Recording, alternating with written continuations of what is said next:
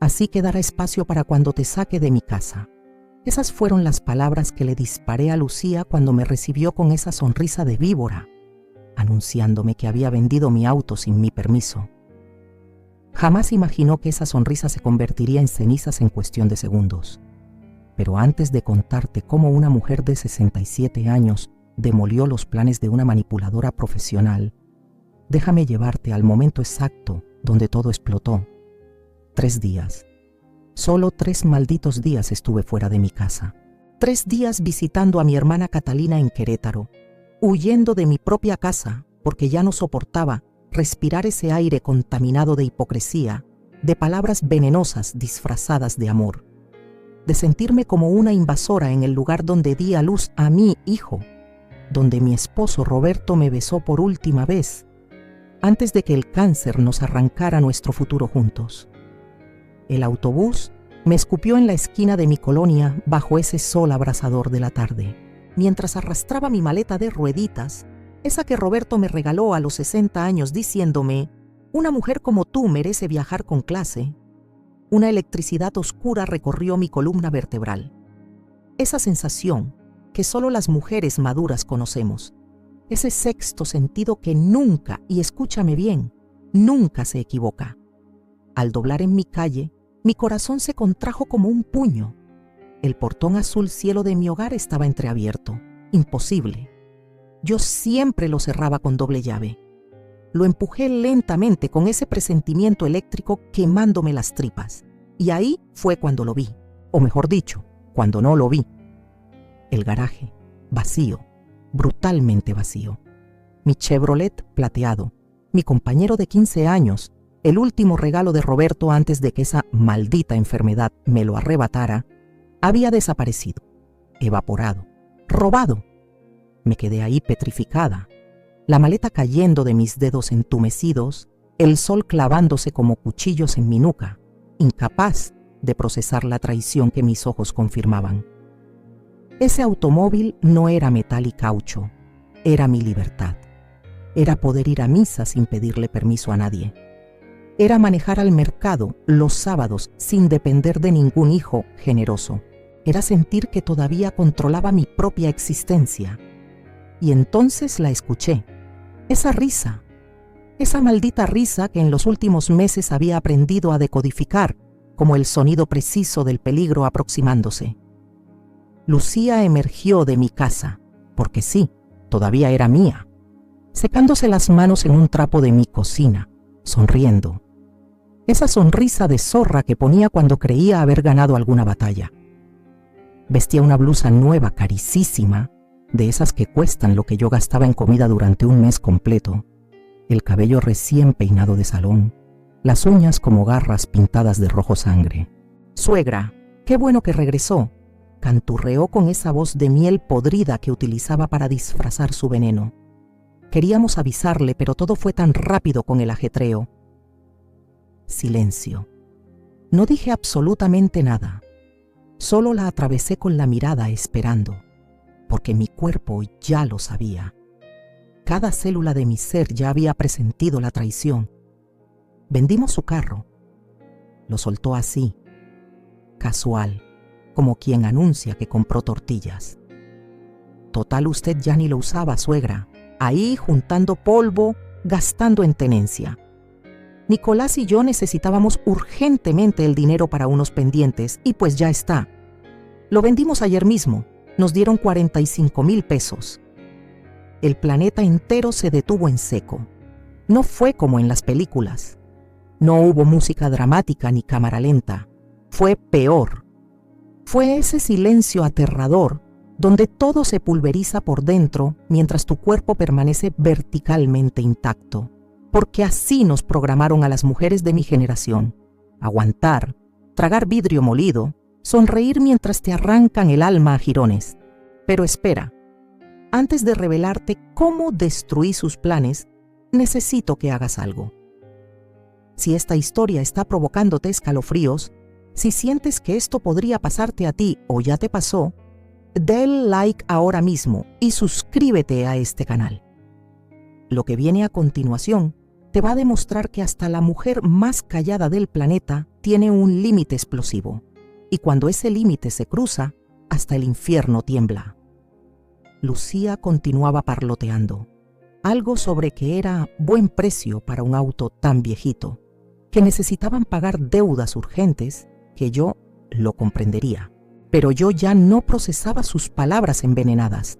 Estaba viendo a través de ella, hacia ese garaje maldito, hacia ese espacio donde cada mañana yo acariciaba el volante antes de encender el motor y le susurraba a Roberto: otro día más sin ti, mi amor, otro día más sobreviviendo con lo que me dejaste.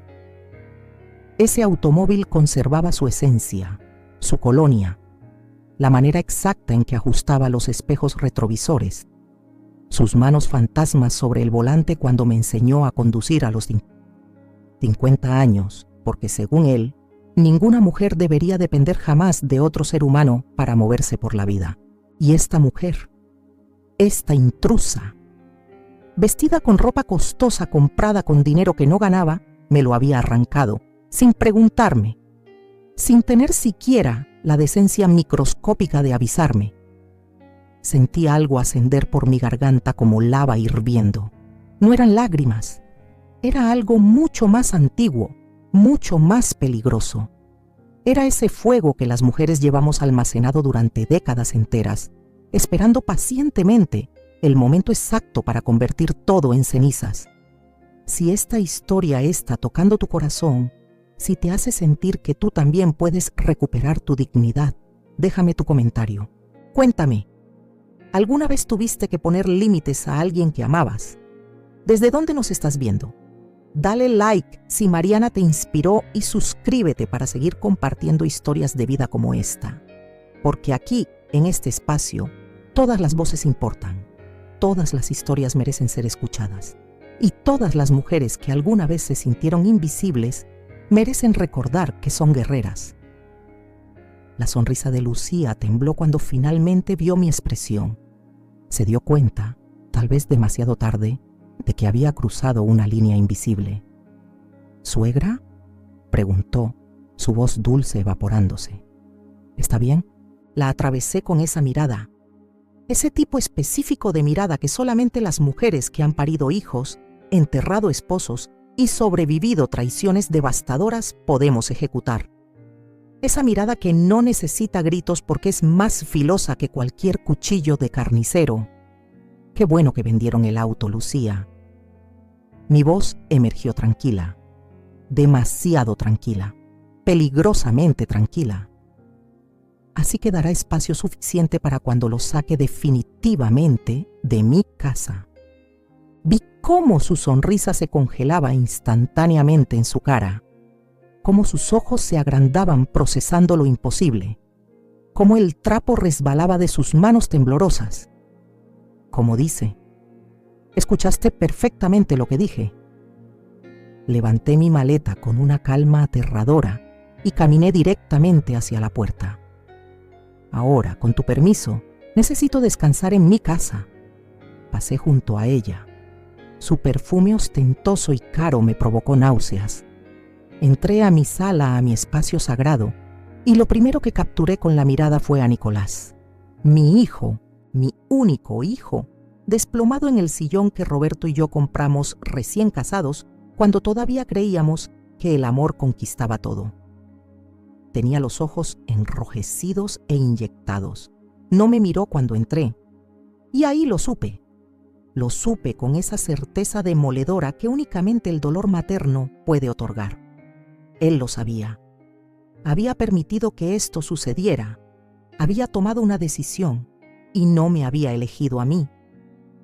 Subí las escaleras hacia mi habitación sin pronunciar una sola palabra más. Cerré la puerta con seguro.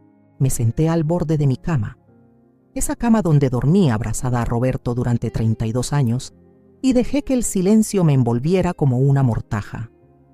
No lloré todavía, porque llorar significaba aceptar la derrota total. Y algo profundo dentro de mí rugía que esta historia apenas comenzaba. Algo me gritaba internamente que ellos no tenían la menor idea de con quién se habían metido. porque la mujer que amaba en silencio, que cocinaba sin protestar, que sonreía aunque le estuvieran clavando puñales, esa mujer acababa de morir brutalmente en ese garaje vacío, y la que sobrevivió, la que emergió de esas cenizas, estaba lista para una guerra sin cuartel. ¿Quieres saber qué pasó después?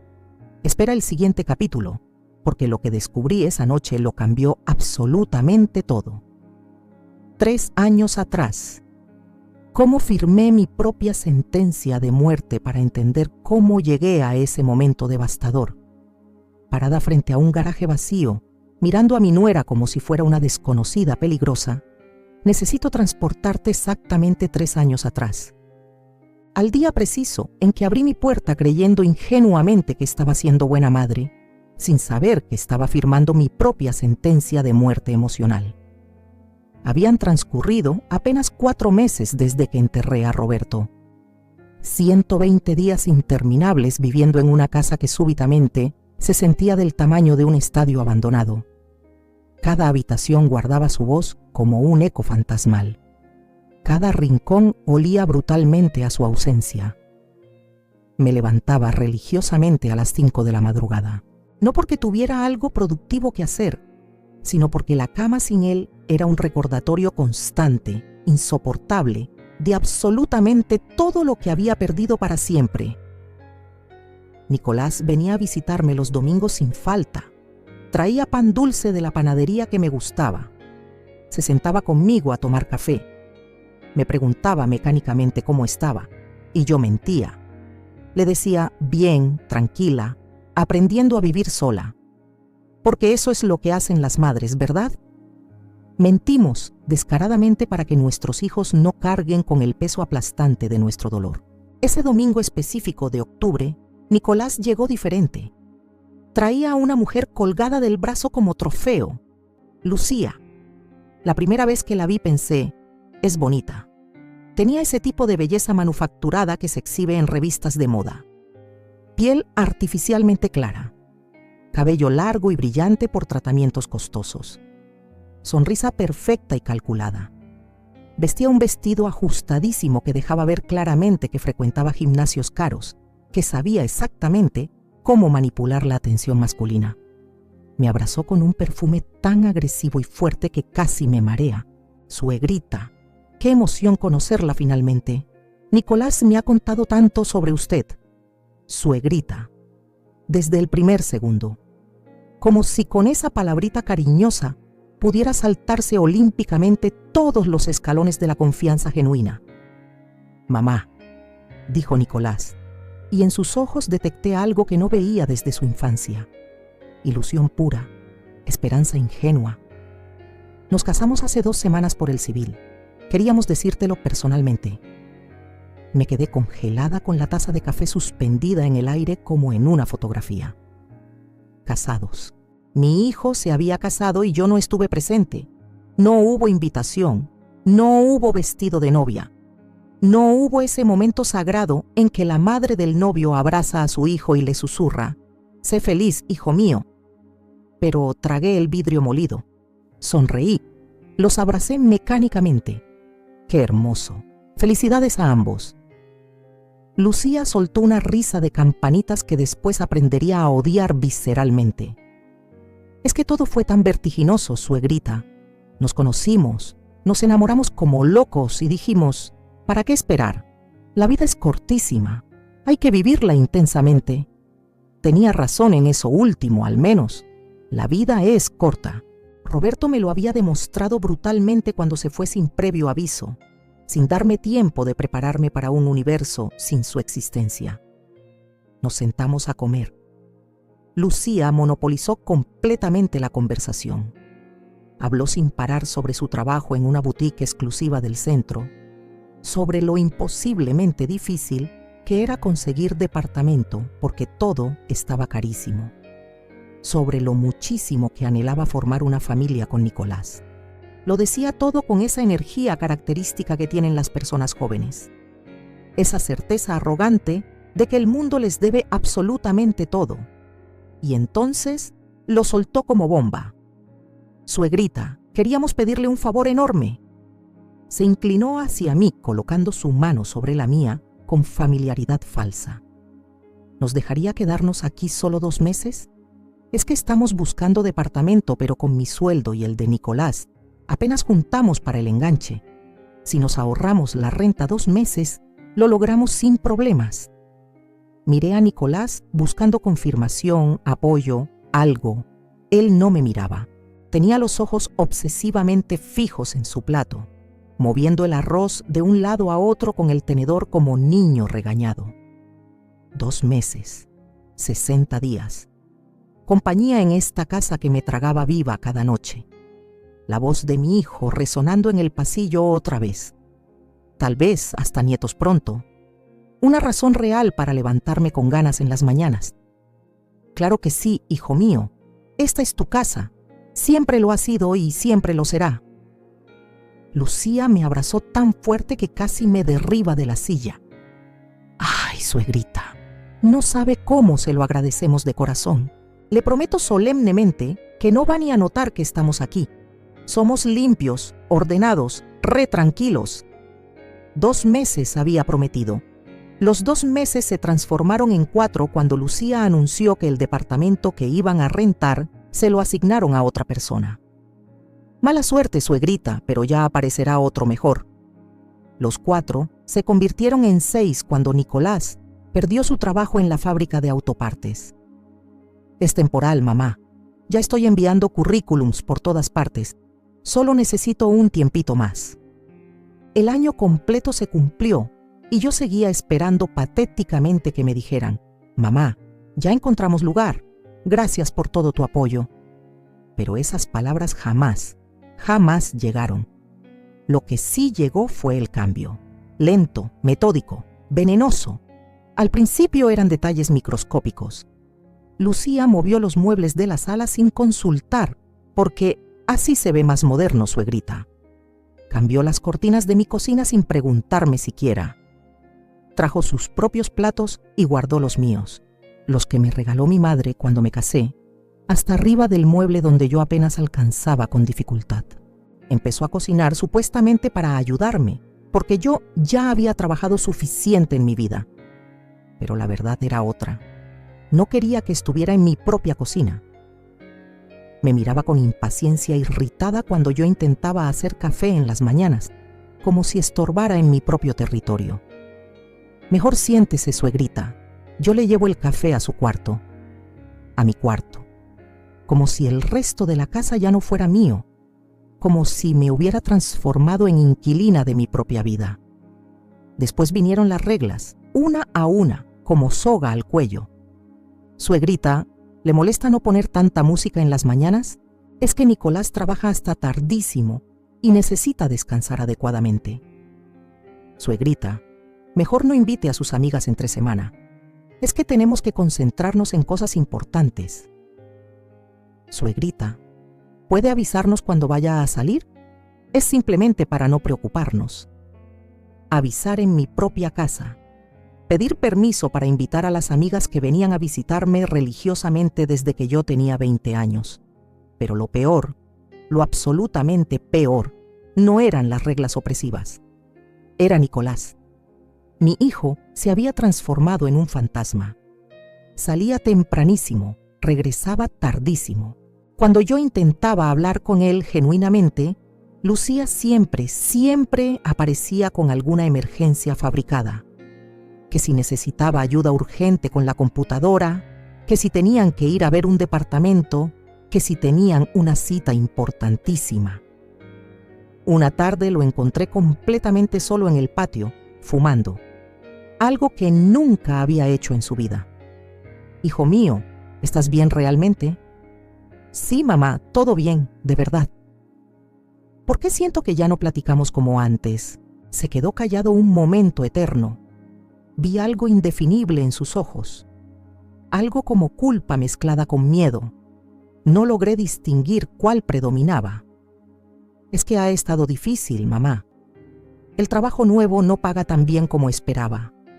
Lucía y yo estamos ahorrando desesperadamente, pero lleva tiempo. No hay prisa, hijo. Yo no los estoy corriendo de ninguna manera. Lo sé.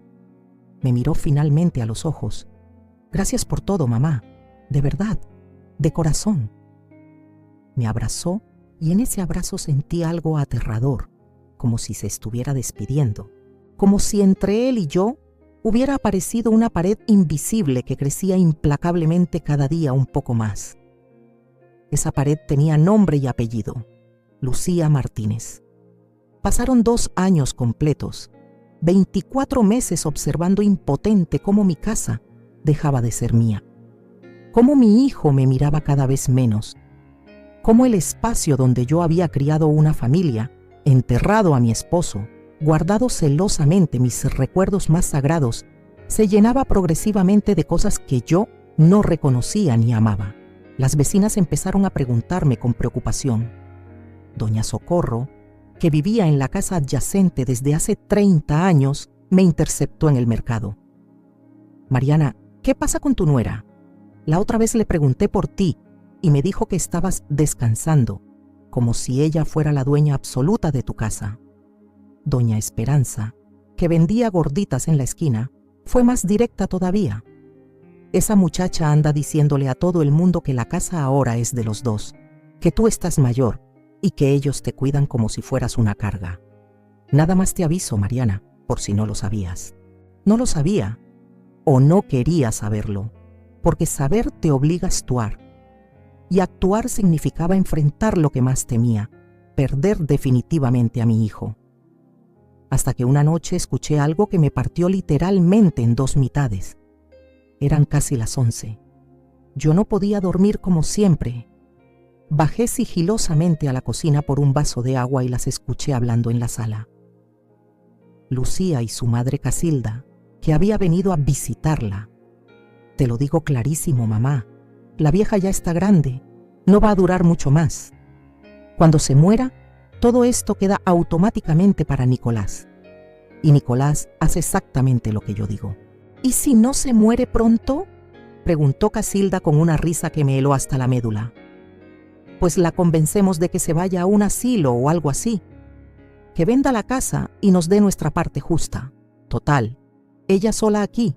¿Para qué demonios la quiere? Se rieron. Las dos. Descaradamente. Me quedé ahí descalza sobre el piso helado, con el vaso vacío temblando en mi mano, sintiendo cómo cada palabra se clavaba en mi pecho como clavo oxidado. La vieja, nuestra parte. ¿Para qué la quiere? Esa noche no tomé agua. Subí a mi cuarto mecánicamente, me senté en la cama y por primera vez en 3 años completos me permití ver la verdad desnuda y brutal. No eran invitados temporales, eran invasores calculadores, y yo les había abierto la puerta voluntariamente, sonriendo como idiota. Pero todavía no sabía algo crucial. Todavía no sabía que en un cajón polvoriento y olvidado, Roberto me había dejado la llave maestra para salir de esta pesadilla viviente. Eso lo descubriría muy pronto, y cuando lo hiciera, absolutamente todo cambiaría para siempre. ¿Qué crees que encontró Mariana en ese cajón misterioso? Lo que viene te dejará completamente sin palabras. La diferencia entre sospechar y ver. Hay una diferencia abismal entre sentir que algo está fundamentalmente mal y verlo con tus propios ojos. Entre sospechar que te están robando tu lugar y presenciarlo segundo a segundo sin poder hacer absolutamente nada. O peor todavía, sin atreverte a hacer nada. Después de aquella noche devastadora en que escuché a Lucía llamarme despectivamente la vieja, algo cambió radicalmente dentro de mí. No fue un cambio ruidoso ni dramático. Fue silencioso y letal, como esas grietas microscópicas que aparecen en las paredes de una casa antigua. Nadie las nota hasta que un día la pared completa se derrumba. Empecé a observar. De verdad, observar con ojos nuevos. Me di cuenta de que Lucía había redecorado prácticamente toda mi casa sin que yo me diera cuenta. O tal vez sí me había dado cuenta, pero había decidido conscientemente no ver, porque ver duele, ver te obliga a actuar. Los cuadros que Roberto y yo habíamos comprado en nuestros viajes memorables Guanajuato, Oaxaca, San Miguel de Allende, ya no estaban colgados en la sala. En su lugar, había fotografías enormes y ostentosas de Lucía y Nicolás, una de su boda civil, otra de un viaje a la playa que yo no sabía que habían hecho, otra más posando frente a no sé qué restaurante elegantísimo. Los cojines bordados que mi madre me regaló cuando nació Nicolás habían desaparecido misteriosamente. Ahora había unos modernos de esos que venden en tiendas caras, todos grises y negros, fríos, sin historia ni alma. Hasta las plantas del corredor, mis geranios rojos que llevaban conmigo desde que me casé, las habían cambiado por unas suculentas en macetas minimalistas. Como si todo lo que olía a mí, a mi vida, a mis años vividos, tuviera que borrarse sistemáticamente. Pero lo que más me destrozó no fueron las cosas materiales. Fue la manera en que me trataban, como si fuera invisible, como si mi opinión no valiera absolutamente nada. Una mañana bajé a desayunar temprano. Eran las 7. Yo siempre había sido madrugadora religiosa. Me encantaba ver amanecer con una taza de café caliente entre las manos, escuchar los pájaros en el árbol del patio, sentir que el día apenas comenzaba y todo todavía era posible. Lucía ya estaba en la cocina. Vestía una bata de seda carísima, de esas que cuestan más que mi despensa mensual completa, y preparaba un smoothie en la licuadora. Mi licuadora, la que yo usaba para hacer salsa roja los domingos. «Buenos días», le dije cortésmente. Ella volteó y me miró con fastidio visible, así, sin disimular siquiera. «Ay, suegrita, tan temprano». Apagó la licuadora bruscamente. «Es que vengo a hacer ejercicio en media hora y necesito concentrarme mentalmente. Puede desayunar más tarde. O si quiere, le preparo algo rápido y se lo llevo a su cuarto». Su cuarto. Otra vez esa maldita frase. Como si yo fuera una inquilina tolerada en mi propia casa. «No te preocupes», dije, con la voz más tranquila que pude manufacturar. «Solo venía por café». «Mejor no, suegrita. La cafeína no es buena para nada a su edad. Le va a subir la presión peligrosamente». Sacó una cajita de té de hierbas. «Tome, esto es mucho más sano para usted». Y yo, como una tonta domesticada, tomé el té. Me fui sumisamente a mi cuarto, cerré la puerta y me bebí ese té amargo, sintiendo cómo cada trago representaba tragarme mi orgullo, mi rabia, mi dignidad completa. Las cosas siguieron empeorando exponencialmente. Mis amigas, Hortensia, Eulalia, Doña Chonita, venían a visitarme desde hacía 30 años. Todos los jueves nos juntábamos religiosamente a jugar baraja, tomar café, chismear sanamente un rato. Era mi ritual sagrado, mi momento de sentirme yo misma otra vez. Un jueves llegaron como siempre tocando el timbre. Yo corrí emocionada a abrir, pero Lucía se me adelantó estratégicamente. «¿Sí?», les dijo, con una sonrisa completamente forzada. «Venimos a ver a Mariana», respondió Hortensia, que jamás se ha dejado intimidar de nadie. «Ay, qué pena. Mi suegra no se siente bien. Está descansando. Mejor regresen otro día». «Sí». Y cerró la puerta directamente en sus caras.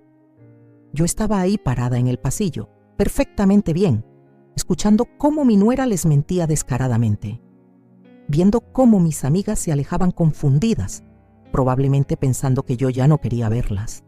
«¿Por qué hiciste eso?», le pregunté cuando se dio la vuelta. «Ay, suegrita, es que la casa está hecha un desastre absoluto». Me dio pena que vieran así todo desordenado. «Además, usted sabe perfectamente que necesita descansar. A su edad, tanto ajetreo no es bueno para su corazón». «Esas son mis amigas, Lucía». «Sí, lo sé perfectamente. Y por eso mismo yo la cuido, suegrita». Me tocó el hombro condescendientemente, como si fuera una niña caprichosa. «Usted confíe en mí». No dije nada más. Subí a mi cuarto y esa tarde, por primera vez en muchísimo tiempo, lloré. Lloré de rabia impotente, de humillación, de vergüenza profunda conmigo misma por haberme dejado arrinconar así. Pero lo peor, lo absolutamente peor, todavía no había sucedido. Una tarde estaba en el patio regando las pocas plantas que me quedaban cuando escuché voces en la sala. Lucía estaba con alguien. Me asomé discretamente. Era Leonor, la vecina de enfrente, una de esas mujeres que les fascina saber absolutamente todo de todos. ¿Y doña Mariana?, preguntó Leonor con ese tonito de curiosidad fingida que domina perfectamente. ¡Ay, mi suegrita, pobre! Lucía bajó dramáticamente la voz, pero no tanto como para que yo no pudiera oír cada palabra. Está cada día más delicada de salud. Entre tú y yo, Leonor, está perdiendo notablemente la memoria. El otro día se le olvidó dónde dejó sus llaves y luego me acusó injustamente de habérselas escondido. Imagínate el drama. Se me heló completamente la sangre en las venas. ¿En serio? Leonor abrió los ojos como platos. Sí, desafortunadamente. Nicolás y yo estamos muy preocupados por ella. Por eso no la dejamos salir sola nunca. Ya ves cómo está la calle de peligrosa y ella tan despistada últimamente. Pobre señora. Leonora sintió con compasión manufacturada. Lucía continuó hablando, explicando que estaban pensando seriamente en llevarme al doctor, que tal vez yo necesitaba cuidados especiales, que era una bendición divina que ellos estuvieran ahí para cuidarme. Yo tenía 67 años, no 77. No estaba senil, no estaba perdiendo ninguna memoria, no había perdido ninguna maldita llave. Esa mentira la había inventado completamente de la nada. Pero Leonor se lo creyó sin cuestionarlo, y si Leonor se lo creía, todo el barrio completo también lo haría. Así funciona el veneno social, ¿verdad?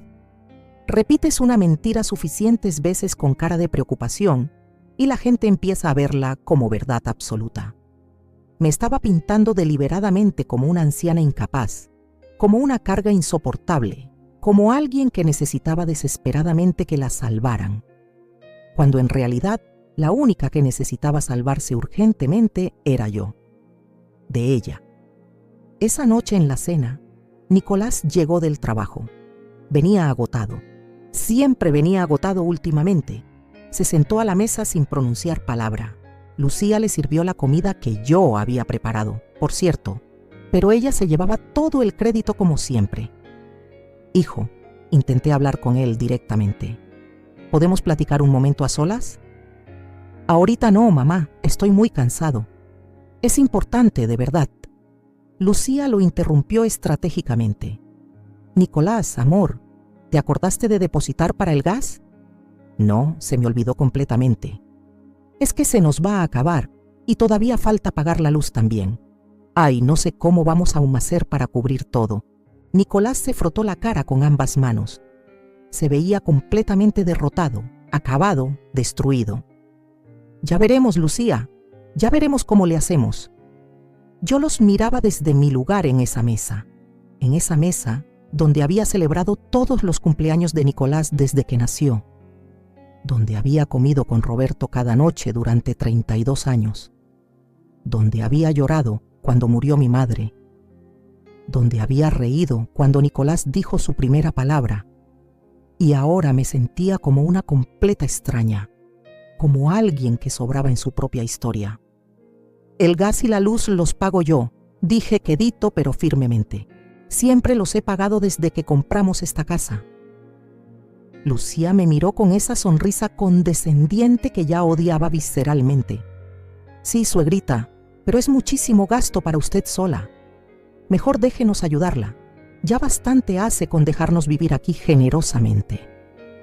Dejarnos vivir aquí. Como si me estuvieran haciendo un favor monumental. Como si esta casa no fuera exclusivamente mía. Como si yo fuera la que debía agradecer eternamente que ellos estuvieran ocupando mi espacio, comiendo mi comida, respirando mi aire. Nicolás no dijo absolutamente nada. Solo siguió comiendo mecánicamente con la cabeza gacha como perro golpeado. Y ahí entendí algo terrible, algo devastador.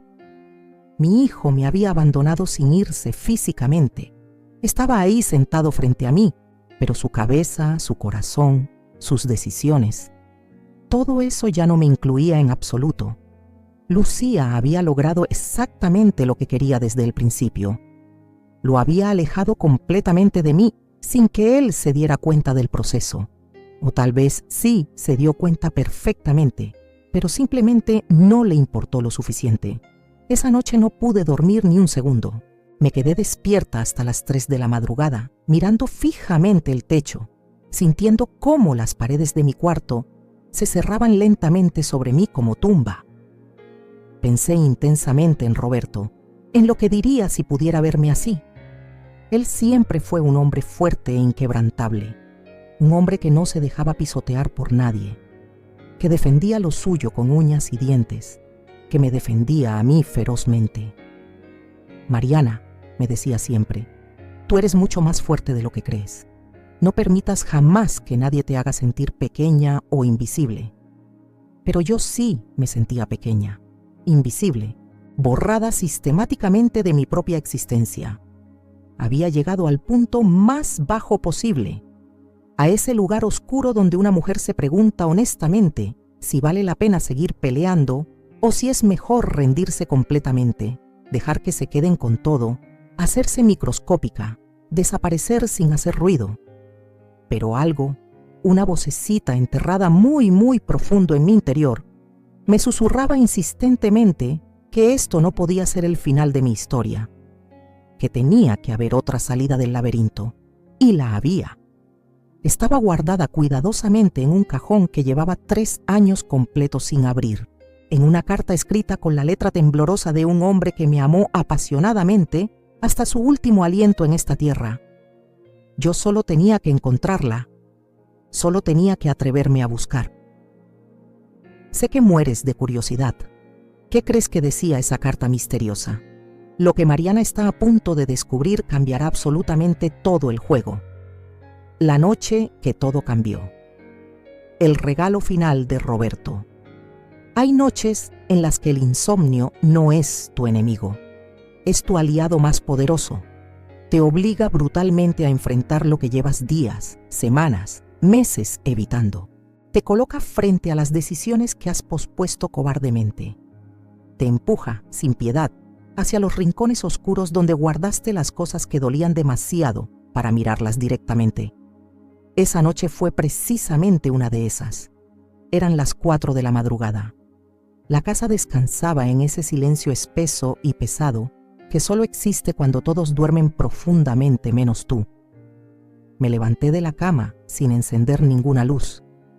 No quería despertar a nadie. No quería que Lucía saliera de su cuarto, que antes era el cuarto de costura de mi madre, a preguntarme entrometidamente qué hacía despierta, a decirme condescendientemente que tomara una pastilla, a tratarme como si fuera una niña problema. Caminé descalza hasta el closet. Ese closet que llevaba años completos sin revisar a fondo porque cada vez que lo abría, olía intensamente a Roberto, a su colonia, a su ropa, a todo lo que él fue y ya jamás volvería a ser.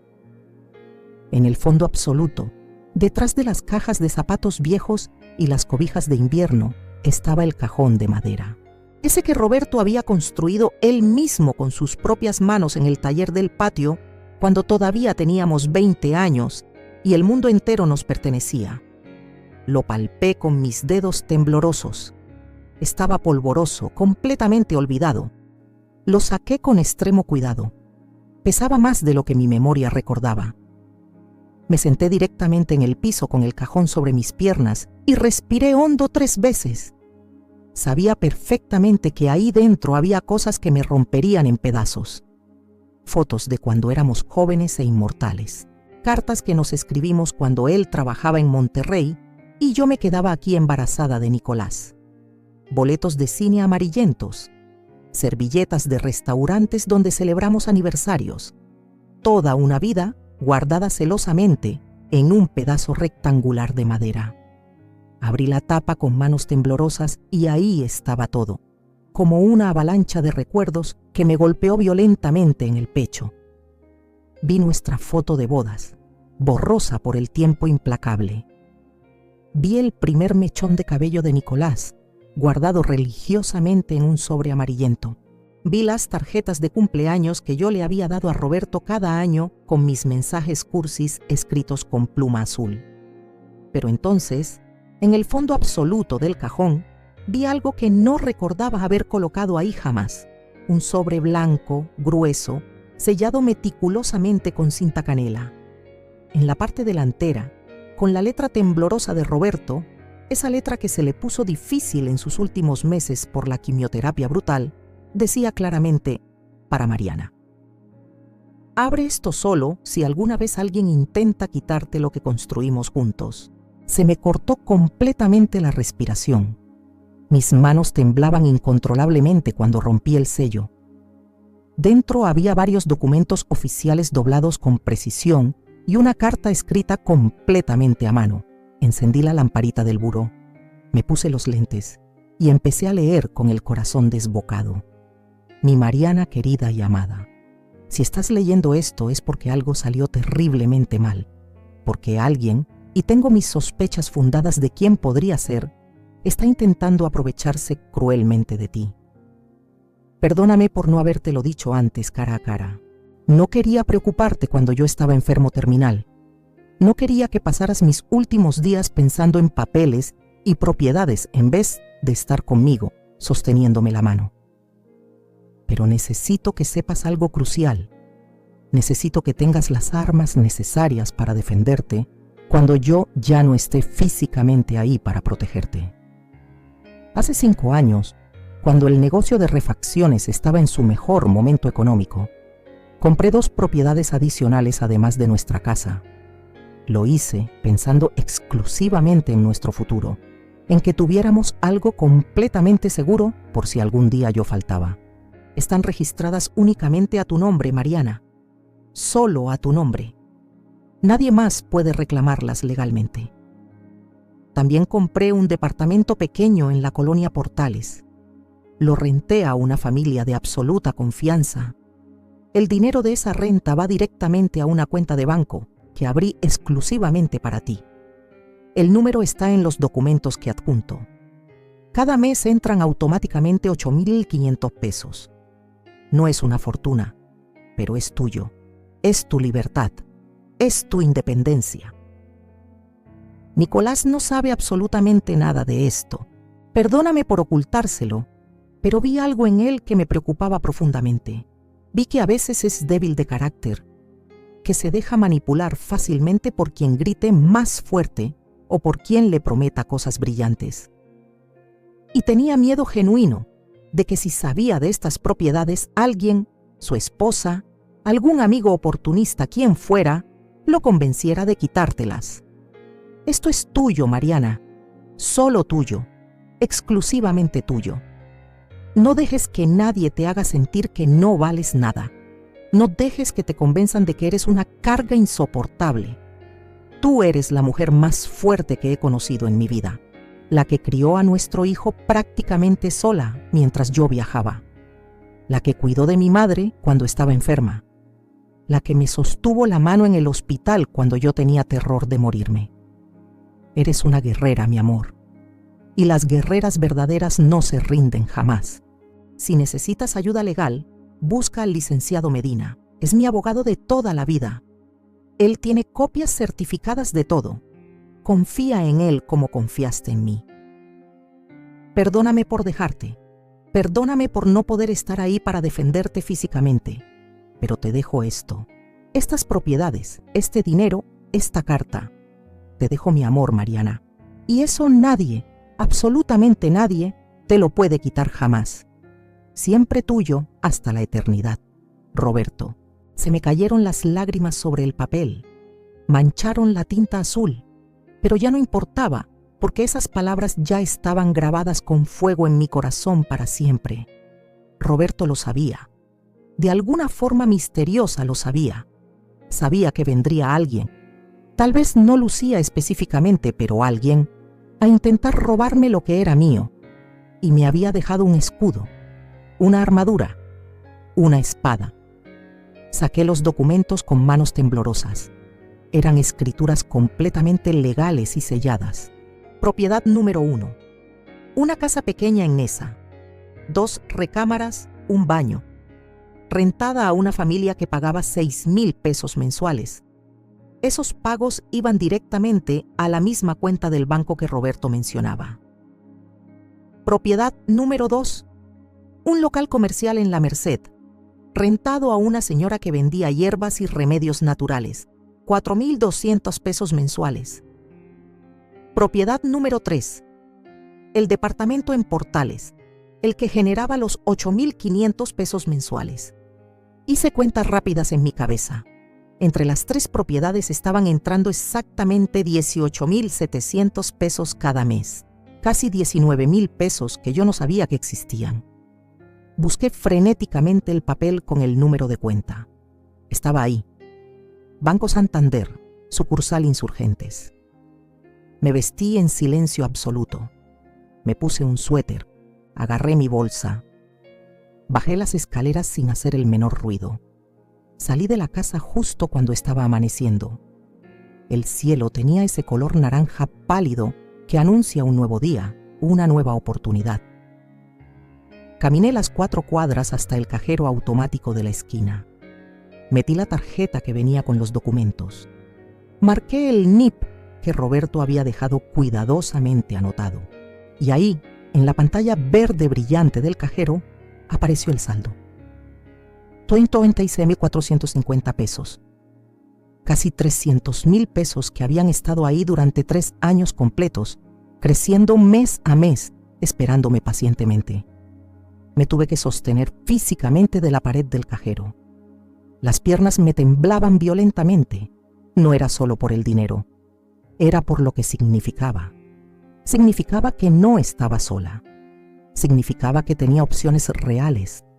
Significaba que no necesitaba aguantar ni un maldito día más. Regresé a la casa con el sol ya saliendo completamente. Lucía estaba en la cocina preparando su smoothie de siempre. «Buenos días, suegrita. ¿Ya fue al mandado tan temprano?» «Sí», le dije con una sonrisa que ella no logró descifrar. «Fui por algo que se me había olvidado hace tiempo». Me miró extraño. Tal vez notó algo diferente en mi voz. Algo que antes no estaba ahí. Algo peligroso. Subí a mi cuarto. Guardé los documentos en un lugar completamente seguro. Saqué mi celular viejo, ese que casi no usaba porque Lucía decía que, a mi edad, no necesitaba tanto aparato moderno. Busqué el número que Roberto había dejado cuidadosamente anotado. Lica Rubén Medina, abogado. Marqué. El teléfono sonó 3 veces. ¿Bueno? Licenciado Medina, buenos días. Habla Mariana Montoya, la viuda de Roberto Solís. Hubo un silencio breve. Después una voz cálida y profesional. Doña Mariana, por fin me llama. Don Roberto me hizo prometer que la ayudaría si algún día usted necesitaba algo. ¿Qué puedo hacer por usted? Respiré hondo. Sentí cómo el fuego en mi interior se encendía completamente. Necesito que me ayude a defender lo que es mío, licenciado, porque me lo quieren quitar. Y yo ya no voy a permitirlo más. Venga a mi oficina mañana a las 10 de la mañana. Traiga todos los documentos que su esposo le dejó. Vamos a ponerle orden definitivo a todo esto. Colgué y por primera vez en 3 años completos sonreí de verdad. Una sonrisa genuina que salía desde lo más profundo de mi alma. Lucía pensaba que yo era débil. Pensaba que podía pisotearme hasta convertirme en nada. Nicolás pensaba que yo iba a aguantar todo con tal de no perderlo. Pero ninguno de los dos sabía lo que yo acababa de descubrir, que Roberto incluso desde la tumba seguía cuidándome ferozmente, que yo tenía más poder del que jamás imaginaron y que la guerra apenas estaba por comenzar. Esa mañana desayuné completamente tranquila. Lucía me sirvió el té de hierbas de siempre. Yo lo tomé sin quejarme. Sonreí. Asentí a todo lo que dijo. Porque las mejores batallas se ganan en silencio, cuando el enemigo cree que ya ganó la guerra. Suscríbete ahora. Pero antes de que Mariana pudiera actuar, Algo peor estaba por pasar, algo que la rompería completamente y que la obligaría a tomar la decisión más difícil de su vida. El día que cruzaron la línea final. Hay momentos en la vida que te marcan para siempre. Momentos donde una línea invisible se cruza y ya no hay vuelta atrás posible. Donde el dolor es tan profundo que cambia algo fundamental dentro de ti. Este fue exactamente uno de esos momentos. Habían pasado 2 semanas desde que encontré la carta de Roberto.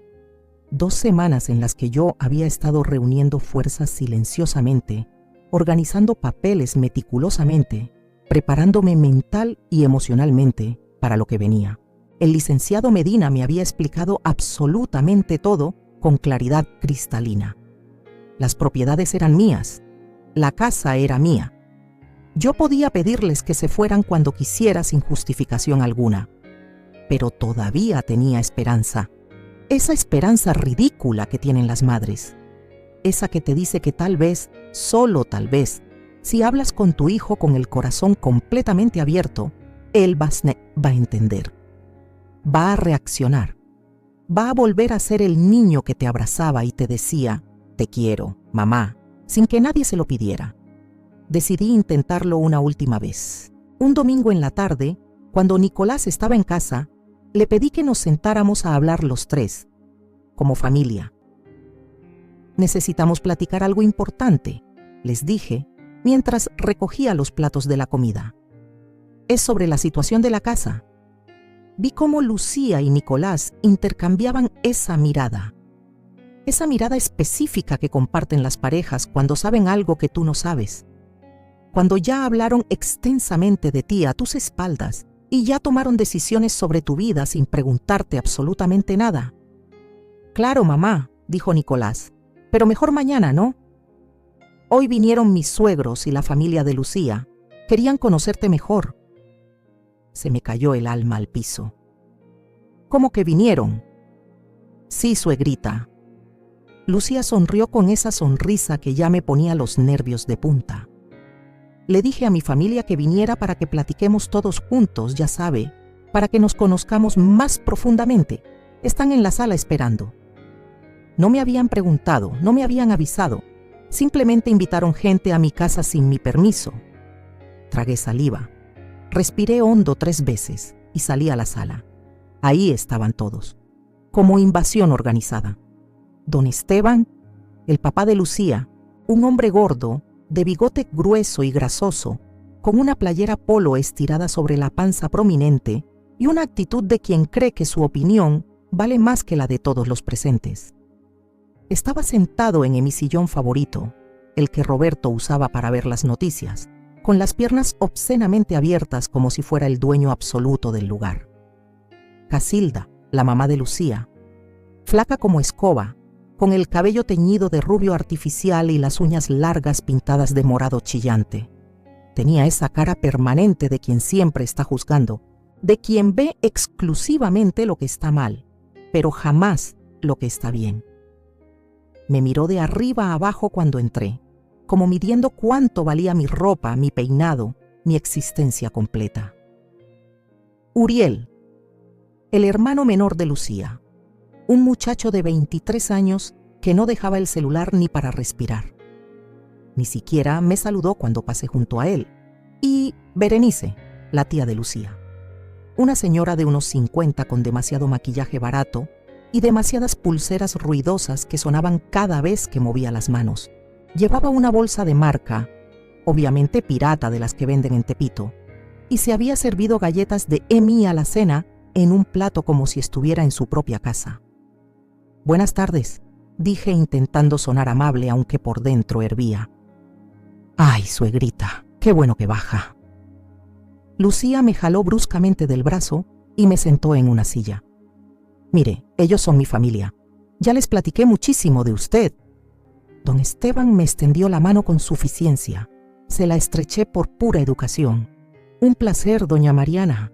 Lucía nos ha contado que es usted muy buena gente. Gracias por recibir a nuestra niña en su hogar. Gracias por recibir. Como si Lucía fuera una invitada temporal y no una invasora de 3 años. Casilda solo asintió con la cabeza. No sonrió siquiera. Siéntese, siéntese, ordenó Berenice señalando mi propia silla. Queremos platicar con usted. Me senté. Sentí cómo todos los ojos estaban clavados sobre mí, como si fuera yo la que llegaba de visita, la que debía comportarse impecablemente para causar buena impresión. Nicolás se sentó junto a Lucía. Ella le tomó la mano posesivamente. Él no me miraba. Nunca me miraba últimamente. Bueno, doña Mariana, empezó don Esteban con voz fuerte, como si estuviera presidiendo una junta de negocios. Queremos hablar con usted sobre el futuro de esta familia. ¿El futuro?, pregunté. Sí, verá. Nuestra Lucía y su hijo Nicolás ya llevan tiempo considerable aquí, y pues ya es momento de que tengamos una conversación seria sobre cómo vamos a organizarnos definitivamente. No entendía hacia dónde iba todo esto. Miré a Nicolás desesperada. Él seguía sin mirarme. Lucía se aclaró la garganta teatralmente. Suegrita, lo que pasa es que Nicolás y yo ya llevamos 3 años viviendo aquí y pues queremos formalizar las cosas legalmente. ¿Formalizar? Sí. Queremos que ponga la casa a nombre de todos, a nombre de la familia completa. Sonrió como si me estuviera ofreciendo un favor celestial. Así, si algún día a usted le pasa algo, pues ya está todo arreglado perfectamente, sin problemas legales ni nada de eso. Se me detuvo el corazón por completo. ¿A nombre de todos? Sí, suegrita. Es lo más justo, ¿no? Total, esta casa es de la familia y nosotros somos su familia ahora. Casilda intervino con voz de serpiente. Es que mire, doña Mariana, a su edad ya no es bueno que cargue con tanta responsabilidad abrumadora. Los impuestos, el mantenimiento, todo eso. Mejor déjenos ayudarle. Nosotros nos hacemos cargo de todo y usted vive tranquila y sin preocupaciones. Yo vivo tranquila, dije con voz temblorosa. Esta es mi casa. Mi esposo y yo la pagamos durante 30 años completos. Don Esteban se rió. Se rió fuerte y despectivamente. Ay, doña Mariana, no se ponga así de dramática. Nadie le está quitando nada. Solo queremos que sea práctica. Se inclinó hacia mí agresivamente. Mire, sea honesta. ¿Usted qué va a hacer completamente sola en esta casa tan grande? Ya está mayor, ya no puede con todo esto. Yo puedo perfectamente, respondí sintiendo cómo la rabia empezaba a ascender por mi garganta como veneno. Berenice soltó una risita nerviosa e irritante. Ay, no se ofenda, doña Mariana, pero es la verdad pura. A su edad, lo mejor sería que se fuera a un lugar más apropiado para usted. ¿Apropiado? Sí, pues un asilo o una casita más chica. Hay unos muy bonitos por Santa Fe. Ahí podría estar tranquila, sin preocupaciones. Y esta casa se quedaría para los muchachos que son jóvenes y la necesitan más que usted. Se hizo un silencio sepulcral. Miré a Nicolás desesperada. Por favor, hijo mío, pensé con toda mi alma. Di algo, defiéndeme. Diles que están completamente locos. Diles que esta es la casa de tu mamá y que nadie tiene derecho a decirle que se vaya. Pero Nicolás solo miraba el piso con los puños apretados, con la mandíbula tensa, pero callado. Cobarde y miserablemente callado. No voy a irme a ningún lado, dije con voz firme. Esta casa es mía y no la voy a poner a nombre de absolutamente nadie. Don Esteban suspiró como si yo fuera una niña berrinchuda e irracional. Doña Mariana, no sea necia, sea agradecida. Mi hija la está cuidando, le cocina, le limpia, está pendiente de usted. Lo menos que puede hacer es cooperar un poquito. Yo no le he pedido que haga absolutamente nada de eso. Respondí sintiendo cómo las lágrimas querían salir, pero yo no las dejaba escapar. Casilda se paró del sillón agresivamente. Pues entonces dígales que se vayan, me retó directamente. Si tan suya es la casa, córrelos. A ver si se atreve a dejar a su hijo en la calle. Ahí estaba la trampa perfecta. la manipulación más vieja y efectiva del mundo. Usar a mi hijo como rehén emocional.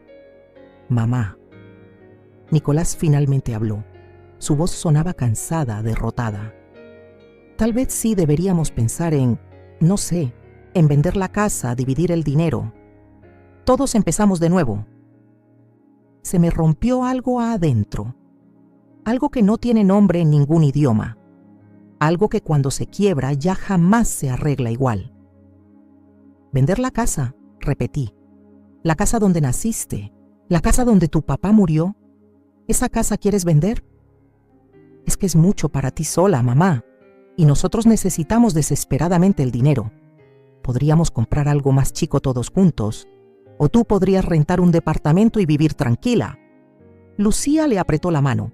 Sonrió triunfante. Don Esteban se puso de pie ceremoniosamente. Eso es lo sensato.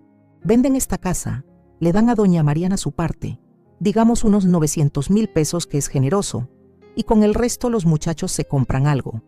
Todo mundo gana.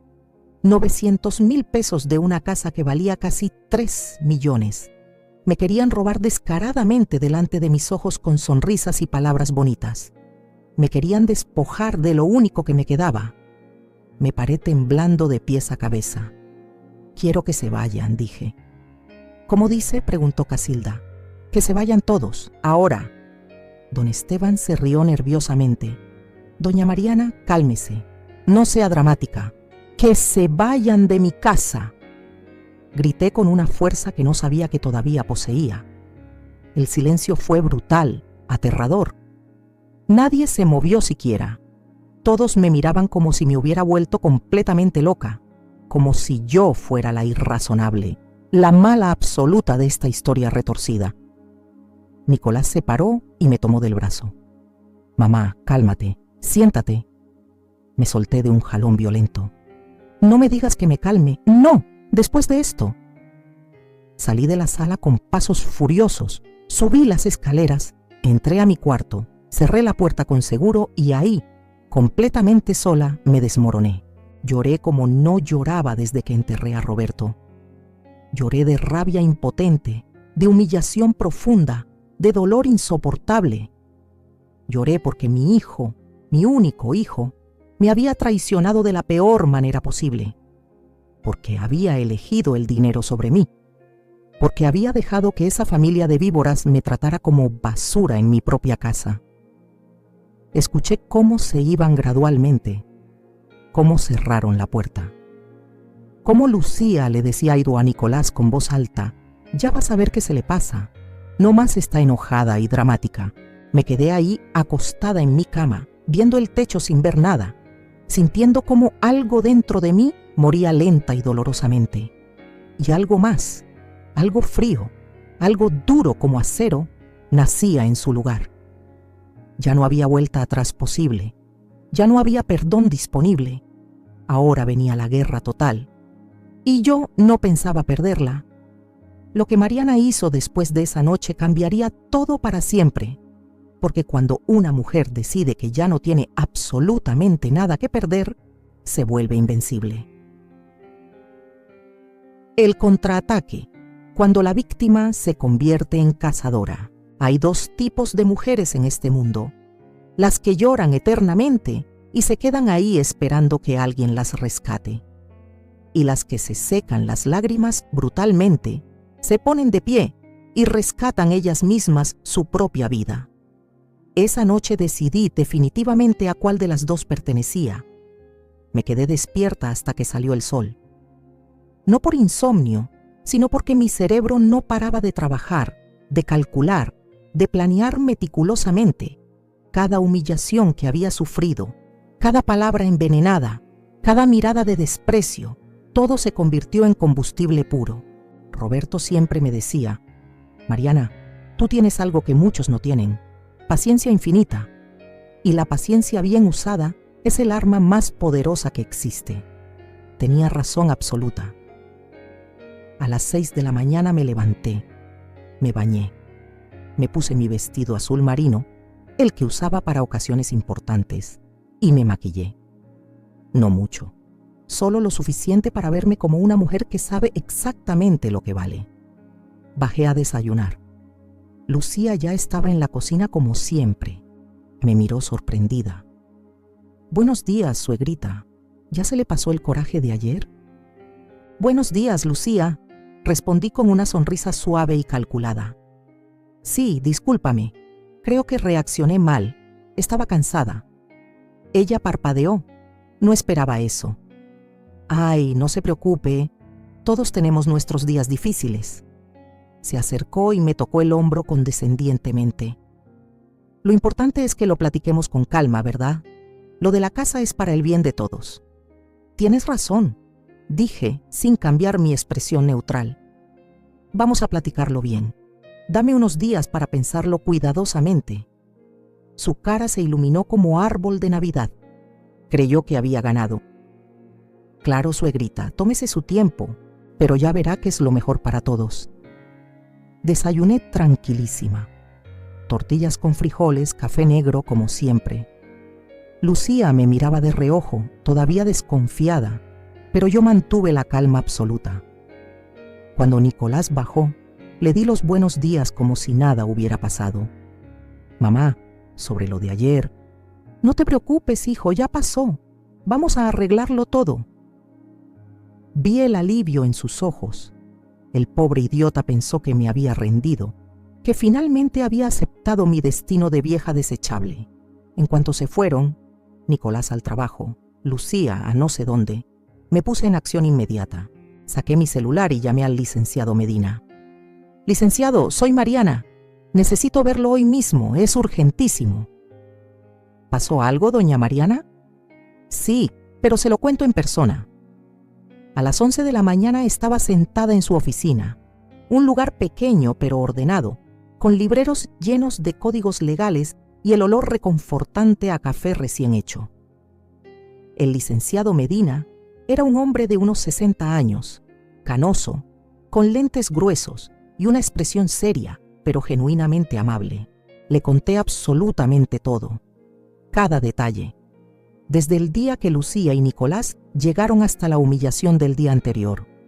No omití nada, ni una palabra. El licenciado escuchaba sin interrumpir, solo tomando notas en su libreta amarilla. Cuando terminé, se quitó los lentes y los limpió meticulosamente con un pañuelo. «Doña Mariana, permítame ser directo. Legalmente esta es su casa. Está únicamente a su nombre. Usted puede desalojarlos cuando quiera». ¿Así de fácil? En teoría sí, pero con familia es complicado. Si ellos se niegan a salir, tendríamos que ir por la vía legal. Un juicio de desalojo. Toma tiempo y es emocionalmente doloroso. ¿Cuánto tiempo? Entre 4 y 6 meses. Tal vez más si ellos ponen trabas legales. Negué con la cabeza. «No tengo 6 meses, licenciado. Necesito que se vayan ya, antes de que hagan algo peor». ¿Cómo qué? ¿Como convencer a Nicolás de que me interne en un asilo o de que me declare incapaz mentalmente? Lucía es capaz de cualquier cosa. El licenciado asintió gravemente. «Entonces necesitamos evidencia sólida, documentar todo, grabaciones, mensajes, testigos, cualquier cosa que pruebe que la están manipulando o amenazando». Saqué mi celular. ¿Esto sirve? En los últimos días había empezado a grabar conversaciones sin que ellos supieran. Dejaba el celular en mi bolsa con la grabadora activada y capturaba absolutamente todo. Lucía hablando con su madre sobre convencer a la vieja. Nicolás diciendo, «Ni modo, hay que aguantarla un rato más». Cada palabra venenosa guardada cuidadosamente. El licenciado escuchó algunos fragmentos. Su expresión se endureció. «Esto es oro puro, doña Mariana. Con esto podemos demostrar que hay manipulación y abuso psicológico. Entonces, ¿qué hacemos? Primero, abra una cuenta de banco completamente nueva. Transfiera ahí el dinero de las rentas. Que no tengan acceso a absolutamente nada. Ya está hecha. Bien. Segundo, haga un inventario detallado de todo lo que hay en la casa. Muebles, documentos, objetos de valor. Tome fotografías. Si desaparecen cosas, tendremos pruebas irrefutables. Lo haré hoy mismo. Tercero, busque un lugar temporal donde quedarse por si necesita salir rápido de la casa. Tengo a mi hermana en Querétaro. Perfecto. Y cuarto, siga comportándose normal. Que no sospechen absolutamente nada. Siga grabando, siga documentando. Mientras más evidencia tengamos, más fuerte será nuestro caso. Y después, el licenciado sonrió. Una sonrisa pequeña pero llena de justicia prometida. Después, doña Mariana, les damos el golpe cuando menos se lo esperen. Los sacamos de la casa legalmente, con evidencia, sin que puedan reclamar absolutamente nada. Salí de esa oficina con un plan cristalino, con un objetivo claro. Por primera vez en años sentí que recuperaba el control de mi propia vida. Los siguientes días fueron de actuación pura. Sonreía, cocinaba, platicaba con Lucía como si nada. Incluso le pregunté sobre su familia, sobre sus planes, fingiendo interés genuino. Ella comía mi actuación con cuchara grande. Pensaba que me había domado completamente. Mientras tanto, yo documentaba todo meticulosamente. Fotografié cada cuarto de la casa, conté los muebles, revisé las escrituras, los recibos, absolutamente todo. También visité a mi sobrina Lucía, contadora de profesión, y le pedí que me ayudara a organizar las finanzas. Lucía era una mujer lista de 40 y tantos, divorciada, sin pelos en la lengua. Tía, ¿por qué no me dijiste antes que estabas pasando por esto? Porque tenía vergüenza, hija. Vergüenza de que mi propio hijo me hiciera esto. Lucía me abrazó fuertemente. Tía, escúchame bien. Nicolás siempre ha sido débil de carácter. Desde chavito se deja mangonear. Pero tú no. Tú eres de las bravas. Y vamos a sacar a esa víbora de tu casa. Con su ayuda organicé absolutamente todo. Supe exactamente cuánto dinero tenía. Supe que podía vivir tranquila con las rentas de las propiedades. Que no necesitaba ni un peso de Nicolás ni de nadie. También hice algo que nunca pensé que haría. Contraté a un investigador privado. Se llamaba Joaquín. Un hombre delgado, callado, de esos que pasan completamente desapercibidos. Le pagué 5,000 pesos para que siguiera a Lucía durante una semana completa. Lo que descubrió me heló la sangre. Lucía no trabajaba en ninguna boutique. Eso era mentira absoluta. Lo que hacía era gastar sin control el dinero que Nicolás se rompía el lomo ganando. Iba a spas, a salones de belleza caros, a restaurantes exclusivos con sus amigas. Se tomaba fotos para Instagram presumiendo una vida que no era suya. Pero lo peor fue esto. Joaquín la grabó hablando con su amiga en un café. Y en esa conversación, Lucía dijo algo que me destrozó. La vieja ya casi cae. Nicolás ya está convencido de vender. Le dije que con ese dinero nos compramos un departamento y le alcanza a su mamá para irse a un asilo. Él se lo creyó completamente. En cuanto vendamos nos quedamos con todo y que se vaya al diablo. 3 años aguantándola, pero ya valió la pena. Se reía descaradamente mientras planeaba destruirme.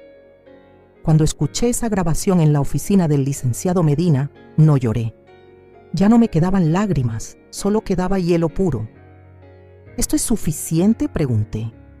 Más que suficiente. Con esto podemos demostrar fraude, manipulación y conspiración para despojo de propiedad. ¿Cuándo actuamos? Pronto, doña Mariana, muy pronto. Pero necesito que haga algo más, que reúna a todos, a Nicolás, a Lucía, a la familia de ella, en su casa, como una junta familiar, que piensen que va a firmar papeles o a aceptar la venta. Y ahí los confrontamos con evidencia, con testigos, sin escapatoria posible. Se me hizo un nudo en el estómago. ¿Estás seguro? Completamente. Es la única manera de que no puedan torcer la historia después. De que quede clarísimo quién es quién. Asentí. Durante 2 semanas más, seguí con mi actuación perfecta. Incluso le dije a Lucía que estaba considerando seriamente la venta, que quería hablar con todos para ponernos de acuerdo. Ella estaba feliz. Prácticamente brincaba de alegría. Le dijo a su familia: Organizaron absolutamente todo. Trajeron hasta un contacto de inmobiliaria, un conocido de don Esteban, para que avaluara la casa. Pobres ingenuos. No sabían que yo ya tenía mi propio equipo, mi propio plan, mi propia trampa lista para cerrar. Y cuando cayeran, cuando vieran todo su castillo de mentiras derrumbarse, yo iba a estar ahí de pie, firme, con la cabeza en alto. Porque esta guerra ya no se trataba solo de recuperar mi casa. Se trataba de recuperar mi dignidad, mi respeto, mi vida. La noche de la confrontación estaba por llegar, y lo que pasaría en esa sala cambiaría la vida de todos para siempre. ¿Quieres saber cómo terminó todo?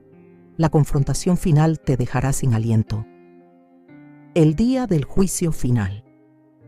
Hay momentos en la vida donde todo converge en un solo punto, donde todas las piezas que moviste en silencio finalmente encajan, donde el tablero de ajedrez muestra su verdadera forma y el jaque mate está a solo un movimiento de distancia. Ese día había llegado. Era sábado, las 3 de la tarde. El sol entraba por las ventanas de mi sala, iluminando cada rincón. Yo había limpiado todo esa mañana. Quería que la casa estuviera impecable. No por ello, sino porque lo que iba a pasar merecía un escenario digno. Lucía había organizado todo, por supuesto.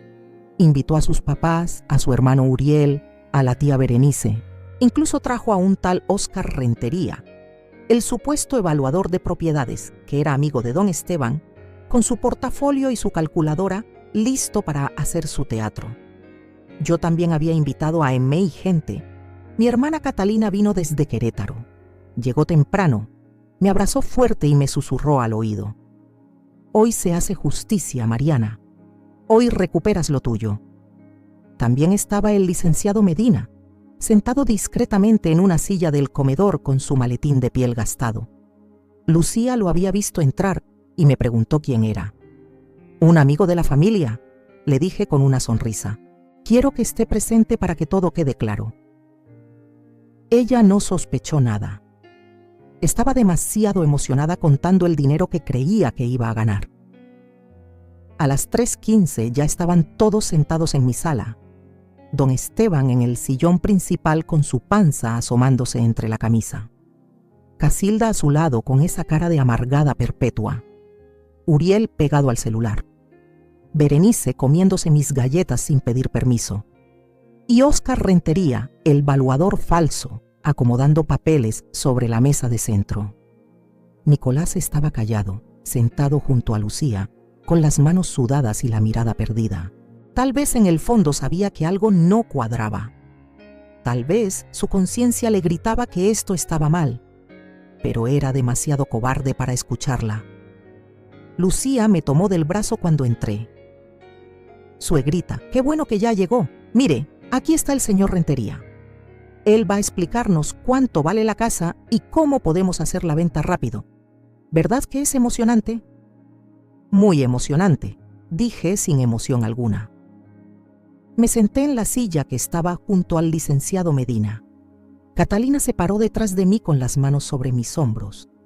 Su apoyo silencioso me daba fuerza sobrenatural. Óscar Rentería se aclaró la garganta pomposamente. Bueno, pues doña Mariana, es un placer conocerla. Sacó unos papeles. He hecho un avalúo preliminar de la propiedad basándome en las características del inmueble, la zona, el estado de conservación, y calculo que el valor comercial de esta casa es de aproximadamente 2.400.000 pesos. Todos sonrieron, como si acabara de anunciar que les había tocado la lotería. Ahora bien, continuó Óscar, lo ideal sería vender rápido. Yo tengo varios clientes interesados. Podríamos cerrar el trato en 2 semanas y dividir el dinero según lo acuerden en familia. Don Esteban se frotó las manos. Vio doña Mariana. Eso es muchísimo dinero, más que suficiente para todos. Claro, agregó Casilda. Usted se queda con su parte. Se compra algo cómodo y chiquito, y los muchachos empiezan su vida. Lucía le apretó la mano a Nicolás. Él seguía sin mirarme. ¿Y cuánto sería mi parte? Pregunté con voz calmada.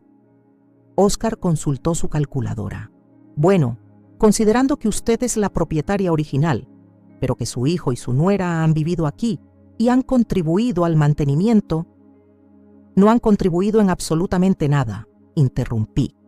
Yo pago la luz, yo pago el agua, yo pago el predial, yo pago todo.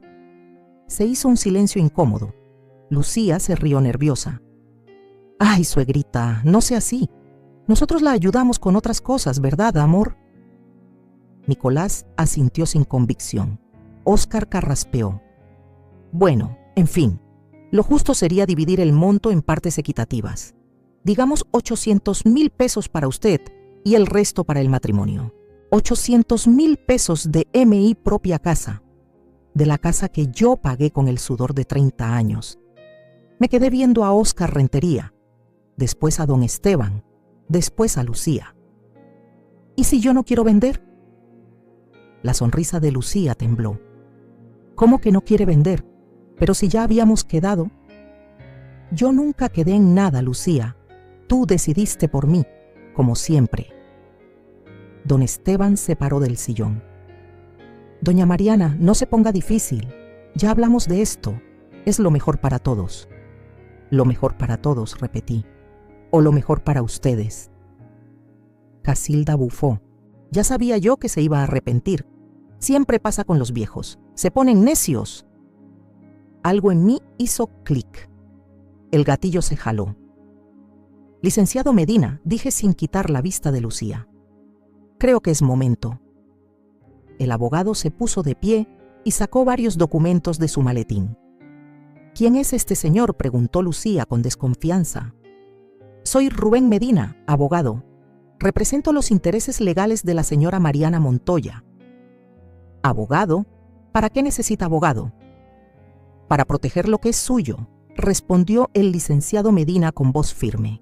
Señores, lamento informarles que esta reunión no es lo que ustedes piensan. Lucía se paró de golpe. ¿Qué está pasando aquí? Lo que pasa, dije poniéndome de pie también, es que se acabó el teatro. Saqué de mi bolsa una bocina portátil, una de esas pequeñas que había comprado específicamente para este momento. La conecté a mi celular. ¿Qué haces, suegrita? Enseñarles quién eres en realidad, Lucía. Y le di play. La voz de Lucía llenó la sala. Clara, nítida, sin lugar a dudas. La vieja ya casi cae. Nicolás ya está convencido de vender. Le dije que con ese dinero nos compramos un departamento y le alcanza a su mamá para irse a un asilo. Él se lo creyó completamente. En cuanto vendamos nos quedamos con todo y que se vaya al diablo. El silencio fue sepulcral. Don Esteban se puso pálido. Casilda abrió la boca pero no salió ningún sonido. Uriel levantó la vista del celular por primera vez en la tarde. Lucía retrocedió un paso. Eso está editado. Eso no lo dije yo. ¿Editado?, pregunté. ¿Quieres que ponga más? Le di play a otra grabación. Esta vez era Lucía hablando con su mamá. Te lo digo, mamá. La vieja ya está grande. No va a durar mucho más. Cuando se muera todo esto queda para Nicolás. Y Nicolás hace lo que yo digo. La risa de Casilda sonaba al fondo. Casilda se puso de pie. Mariana, yo no... Cállate, le dije con una frialdad que ni yo misma reconocí. Tuve que escucharte burlarte de mí en mi propia casa. Ahora te toca escuchar a T.I. Puse una tercera grabación. Lucía diciéndole a Nicolás: tu mamá ya está vieja, mi amor. Ni cuenta se va a dar de lo del carro. Total, ya ni lo usa. Es dinero que necesitamos más nosotros. Nicolás se levantó del sillón. Su cara estaba roja. No sabía si de vergüenza o de rabia. Mamá, yo... Tú sabías, dije mirándolo directo a los ojos. Sabías que iban a vender mi carro y dejaste que pasara. No fue así. Nicolás no supo qué responder. El licenciado Medina tomó la palabra. Señores, tengo aquí evidencia documentada de manipulación psicológica, conspiración para despojo de propiedad y fraude. Puso los papeles sobre la mesa. La señora Mariana tiene todo el derecho legal de desalojarlos de esta propiedad. Y créanme, lo haremos. Lucía empezó a llorar, pero no eran lágrimas de arrepentimiento. Eran lágrimas de rabia, de coraje, porque su plan había fracasado. «Usted nos tendió una trampa», gritó señalándome. «Nos grabó sin permiso, eso es ilegal». En México, explicó el licenciado Medina, grabar conversaciones en las que uno es parte es completamente legal, y todas estas grabaciones fueron hechas en presencia de la señora Mariana. Don Esteban se acercó a mí. «Doña Mariana, yo no sabía que mi hija». «Claro que sabías.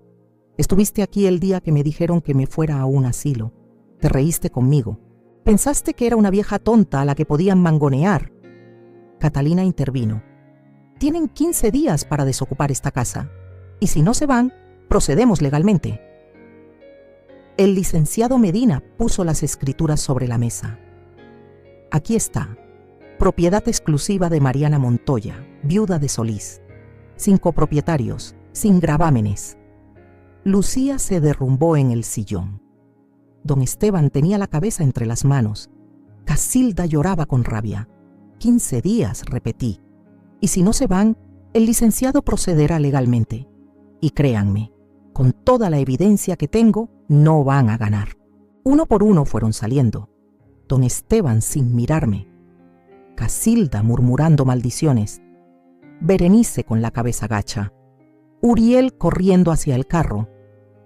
Lucía se detuvo en la puerta. Me miró con un odio que podría haber incendiado la casa. «Esto no se va a quedar así». «Sí se va a quedar así», respondí. «Y si intentas algo, tengo más evidencia de la que te imaginas». Se fue dando un portazo. Nicolás se quedó ahí parado en medio de la sala como un niño perdido. «Mamá, los 15 días corren desde hoy», le dije. «No hay vuelta atrás, Nicolás. ¿Y si hablo con ella? Si hacemos las cosas bien, ya era tarde para eso hace 3 años».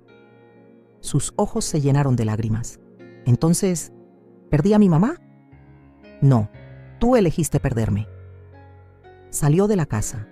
Escuché cómo arrancaba el carro de Lucía, cómo se alejaban por la calle. Cuando el silencio regresó, me dejé caer en el sillón. Catalina se sentó junto a mí. El licenciado Medina guardó sus documentos.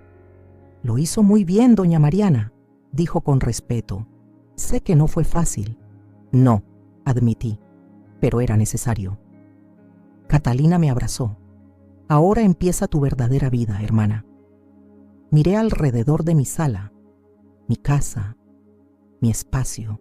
Pronto volvería a ser solo mío. Y aunque me dolía el pecho, aunque sentía que algo se había roto para siempre entre Nicolás y yo, por primera vez en años me sentí libre. Renacer. La vida después de la tormenta. Los días después de la confrontación fueron extraños, como vivir en una casa embrujada, donde los fantasmas todavía no se van del todo, pero ya sabes que no tienen poder sobre ti. Nicolás y Lucía no se fueron inmediatamente. Legalmente tenían sus 15 días, pero la convivencia era tóxica e insoportable. Lucía dejó de fingir completamente. Ya no había suegrita con voz dulce. Ahora me veía con odio puro de alguien a quien le quitaron un premio que creía ganado. Nicolás era distinto. Él se movía por la casa como zombi. Salía temprano al trabajo, regresaba tarde, evitaba mi mirada. Intentó hablar conmigo 2 veces. La primera fue en la cocina una mañana. «Mamá, ¿podemos platicar?» «¿De qué quieres platicar?» «De todo. De cómo llegamos a esto. De si hay manera de arreglarlo». Dejé la taza en el fregadero y lo miré directo. ¿Arreglar qué exactamente? ¿El hecho de que vendieron mi carro sin mi permiso? ¿O que planeaban mandarme a un asilo? ¿O que tu esposa me llamaba la vieja mientras comía de mi comida? Yo no sabía todo eso, mamá. Sí sabías. Tal vez no los detalles, pero sabías que algo estaba mal. Y elegiste no ver. Se pasó las manos por la cara. Es que Lucía, ella me presionaba. Y tú le creíste. Le creíste a ella en vez de defenderme a mí. No supo qué responder. Eso es lo que más me duele, hijo. No que te hayas equivocado, sino que cuando tuviste que elegir entre ella y yo, me dejaste sola. Se le quebraron los ojos. Lo siento, mamá. De verdad lo siento. Lo sé. Pero lo siento no regresa a los 3 años que viví sintiéndome extranjera en mi propia casa.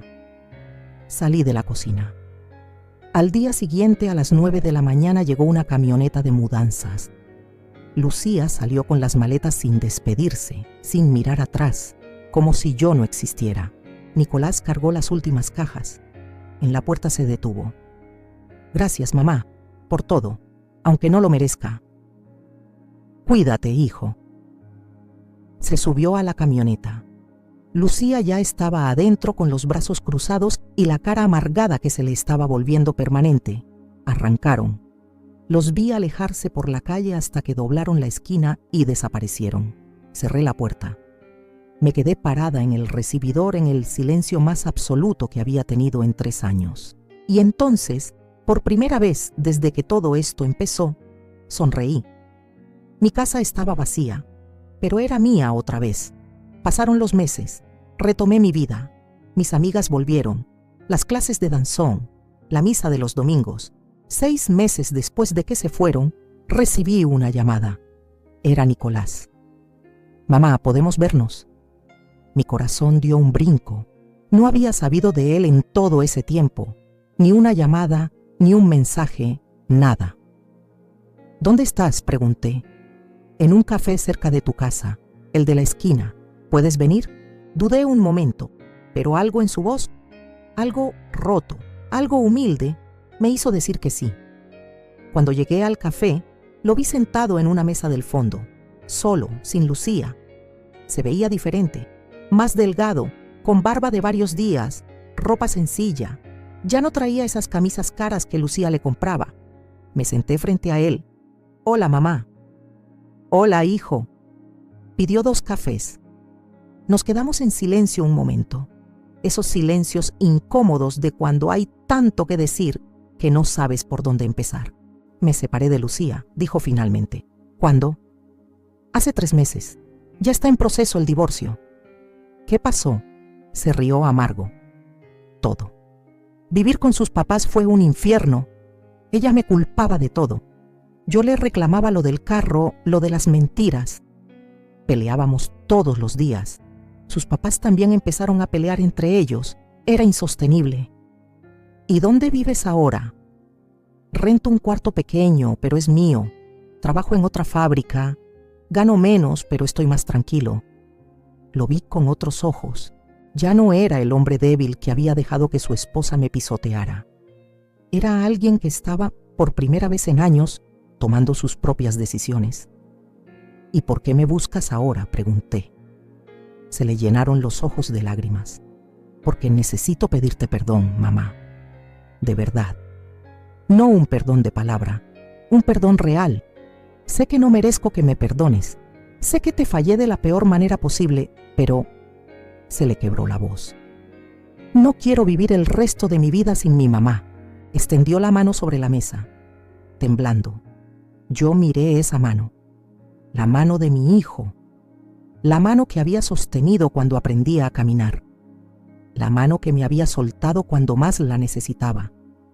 Y después de un momento que pareció eterno, la tomé. No te voy a mentir, Nicolás. Todavía me duele. Y va a tomar tiempo que las cosas sean como antes. Lo sé. Pero eres mi hijo. Y siempre lo vas a ser. Se soltó llorando. Un llanto de alivio, de liberación. Nos quedamos ahí en ese café platicando durante horas. Me contó todo. Cómo Lucía lo había manipulado desde el principio. Cómo poco a poco lo fue alejando de mí. Cómo él se dio cuenta tarde de todo. También me pidió algo. ¿Puedo visitarte? No para vivir contigo, solo para verte, para recuperar lo que perdimos. Sí, dije, pero bajo mis reglas y en mis términos. Acepto cualquier cosa, mamá. Y así empezó nuestra reconciliación. Lenta, con cuidado, como esas vasijas rotas que pegas con paciencia, sabiendo que nunca será igual, pero que puede ser igual de valiosa. Nicolás empezó a visitarme los domingos. Comíamos juntos, Platicábamos. A veces había silencios incómodos. A veces él decía algo y yo recordaba el dolor y tenía que respirar hondo, pero estábamos intentando. Y eso era más de lo que pensé que tendría. Un año después de todo el drama, yo estaba sentada en mi patio con mi café, viendo el árbol de bugambilias que Roberto había plantado cuando Nicolás nació. La casa estaba en paz. Mis amigas venían y se iban. Yo bailaba mis danzones, manejaba mi carro a donde quisiera, vivía con el dinero de mis rentas sin pedirle nada a nadie. Nicolás venía cada semana. A veces me traía flores, a veces solo su compañía. Estábamos sanando, despacio, pero sanando. Y Lucía se había ido de vuelta a Veracruz con una tía. Escuché por ahí que sus papás se divorciaron, que ella intentó engancharse con otro hombre que tenía dinero, pero no funcionó. Que estaba trabajando en una tienda de ropa, amargada, culpando al mundo de sus problemas. La justicia poética había hecho su trabajo. Pensé en Roberto, en cómo había planeado todo esto incluso desde su cama de hospital, en cómo me había dejado las herramientas para defenderme. Gracias, mi amor, le susurré al viento. Cumpliste tu promesa, me cuidaste incluso cuando ya no estabas. Y ahí, en esa tarde tranquila, entendí algo importante, que a veces perder a la gente que creías que necesitabas es la única manera de encontrarte a ti misma. Que el amor de madre no significa dejarte pisotear. Que la dignidad no se negocia ni siquiera con tu propia sangre. Y que nunca, nunca es tarde para recuperar tu vida. Porque la verdadera riqueza no está en lo que posees, está en lo que no permites que te quiten. Si esta historia está tocando tu corazón, si te hace sentir que tú también puedes recuperar tu dignidad, déjame tu comentario. Cuéntame, ¿alguna vez tuviste que poner límites a alguien que amabas? ¿Desde dónde nos estás viendo?